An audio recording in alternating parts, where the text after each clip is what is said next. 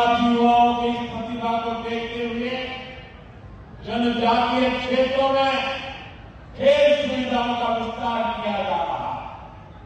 खेलो India अभियान के तहत आधुनिक मैदान, स्पोर्ट्स कॉम्प्लेक्स आदिवासी बहुल जिलों में बनाए जा रहे हैं। भारत की पहली नेशनल स्पोर्ट्स यूनिवर्सिटी भी मणिपुर में बनाई गई है। साथियों, आजादी के बाद 70 साल तक हमारे देश में 5 से जुड़े कानून बहुत सख्त थे। इससे आदिवासी समाज सबसे ज्यादा परेशान था। हमारी सरकार ने 5 काटने से जुड़े कानूनों को सरल किया। पहले की सरकार के समय सिर्फ 8-10 वनों पर उस पर ही एनएचपी मिला करती थी। ये एनडीए सरकार ही है जो अब करीब 90 वन उपजों को एमएसपी के दायरे में लाई है।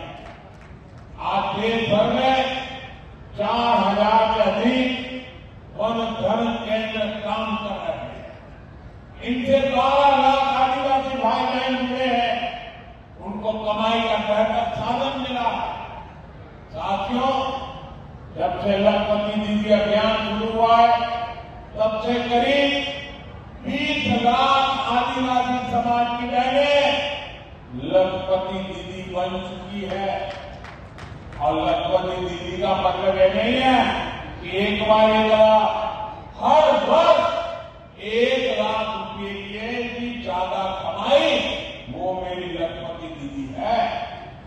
अनेक आदिवासी परिवार कपड़ों, खिलौनों, साज सज्जा के शानदार सामान बनाने के काम में जुटे हैं। ऐसे हर सामान के लिए हम बड़े शहरों में हाट बाजार लगा रहे हैं। यहां पर भी बहुत बड़ा हाट लगा है। एक नहीं रहता, मैं आधे घंटे में वही घूम रहा था। हिंदुस्तान के अलग अलग जिलों से मेरे आदिवासी भाई बहन आए हुए और क्या बढ़िया बढ़िया चीजें बनाई है। देख करके मैं तो हैरान था। आपसे भी मेरा आग्रह है, उसे देखिए भी और कुछ मन कर जाए तो खरीद भी कीजिए।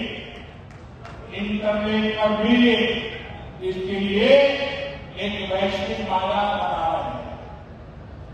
मैं खुद भी जब विदेशी नेताओं को ग्रुप देता हूं तो इसमें बहुत बड़ी संख्या में आदिवासी भाई बहनों द्वारा बनाए गए सामान में भेंट करता हूं। हाल में ही मैंने झारखंड की सोहराई पेंटिंग, मध्य प्रदेश की गौन पेंटिंग और महाराष्ट्र की बार्ली पेंटिंग विदेश के बड़े बड़े नेताओं को भेंट की। अब भारत सिक्का और डाक टिकट जारी किए गए। ये प्रयास देश को आदिवासी शौर्य और गौरव की निरंतर याद दिलाते रहेंगे। साथियों, आदिवासी समाज का भारत की पुरातन चिकित्सा पद्धति में भी बहुत बड़ा योगदान है। इस धरोहर को भी सुरक्षित किया जा रहा है और भावी पीढ़ी के लिए नए आयाम भी जोड़े जा रहे हैं। एनडीए सरकार ने लेह में national institute of Sowa Rigpa की स्थापना की है।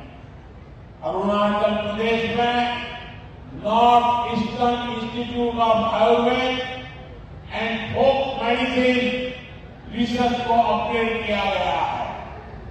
WHO का global centre for traditional medicine भी भारत में बन रहा है। इससे भी भारत के आदिवासियों की परंपरागत चिकित्सा पद्धति देश दुनिया तक पहुंचेगी। साथियों, जनजातीय समाज की पढ़ाई, कमाई और दवाई, इस पर हमारी डॉक्टरी हो, इंजीनियरिंग हो, सेना हो, एरोप्लेन पायलट हो, हर प्रोफेशन में आदिवासी बेटे बेटियां आगे आ रहे हैं।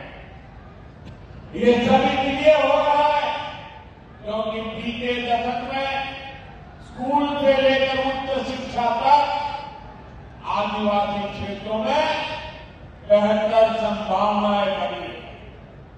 आजादी के 6-7 दशक बाद भी देश में एक ही सेंट्रल ट्राइबल यूनिवर्सिटी थी। बीते 10 सालों में एनडीए ने, इस सरकार ने 2 नई सेंट्रल ट्राइबल यूनिवर्सिटी देश को दी है। इन वर्षों में अनेक डिग्री कॉलेज, अनेक इंजीनियरिंग कॉलेज, दर्जनों आईटीआई आदिवासी बाहुल्य जिलों में बने। बीते 10 साल में आदिवासी जिलों में 30 नए मेडिकल कॉलेज भी बने हैं और कई मेडिकल कॉलेज पर काम जारी है। यहां जमुई में भी नया मेडिकल कॉलेज बन रहा है। हम देश भर में 700 से अधिक एकलव्य स्कूलों का एक मजबूत नेटवर्क भी बना रहे हैं। साथियों, मेडिकल, इंजीनियरिंग और टेक्निकल शिक्षा में आदिवासी समाज के सामने भाषा की भी एक बहुत बड़ी समस्या रही है। आदिवासी गांवों के विकास के लिए एक विशेष योजना हमने शुरू की है। धरती आबा जनजातीय ग्राम उत्कर्ष अभियान, इसके तहत करीब 80,000 करोड़ रुपए आदिवासी गांवों में लगाए जाएंगे। इसका मकसद आदिवासी समाज तक जरूरी सुविधाएं पहुंचाने के साथ साथ युवाओं के लिए ट्रेनिंग और रोजगार के अवसर बनाने का भी है।